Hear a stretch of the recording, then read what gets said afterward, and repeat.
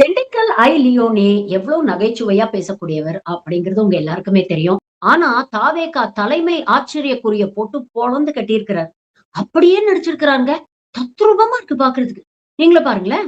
இந்த கார்ல டூ வீலர்ல எல்லாம் போறப்ப ரோட்ல இருக்கிற நாய் அந்த டூ வீலரை பார்த்து பின்னாடியே குலைச்சிட்டு வரும். பாத்திருக்கீங்களா? துரத்திக்கிட்டே வரும். எதுக்கு துரத்துதுன்னு இது வரைக்கும் அந்த நாய்க்கே தெரியாது.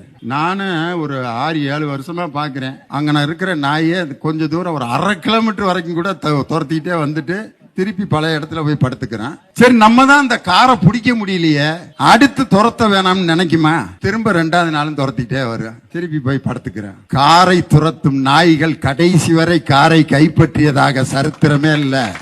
இன்னைக்கு கட்சி ஆரம்பிச்ச ஒருத்தர், ஐயோ ஐயோ, யாரு ரொம்ப சத்தம் போடுறானோ அங்க மேட்ரு தீந்துருச்சுன்னு அர்த்தம். சத்தம் அங்க அதிகமானதுனால அங்க மேட்ரு காலி ஆயிருச்சு. அங்க தோல்வியை நோக்கி கிளம்பிக்கிட்டு இருக்காங்கன்னு அர்த்தம். 2 கணவன் மனைவி சத்தம் போட்டு பேசுறாங்கன்னு வச்சுக்கோங்க. அங்க யாரு என்ன பேசுறானே விளங்காது. ஆனா காதலர்கள் பேசும்போது பாத்திருக்கீங்களா? இங்க சத்தமா பேசுறாங்களா? அன்பான பேச்சு எப்போதும் அமைதியாகத்தான் இருக்கும். அரைகுறை அரைவேக்காடுகள் தான் கத்திக்கொண்டே இருப்பார்கள்ங்கிறதுக்கு வேற உதாரணமே தேவையில்ல.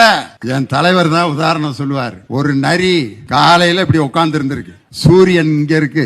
நரியோட நிழல் நீளமா தெரியவும் நரி நினைச்சிருச்சு, ஆஹா நம்ம எவ்வளவு பெரிய ஆள்றா, ஆஹா அப்படின்ட்டு சூரியன் மேல வர வர வர வர வர வர நரியோட நிழல் அப்படியே சின்ன சின்னதா ஆகி சூரியன் உச்சத்திற்கு வரும்போது நரியினுடைய நிழல் காணாம போய் நம்ம இவ்வளவுதான் தெரிஞ்சுக்கிருச்சு.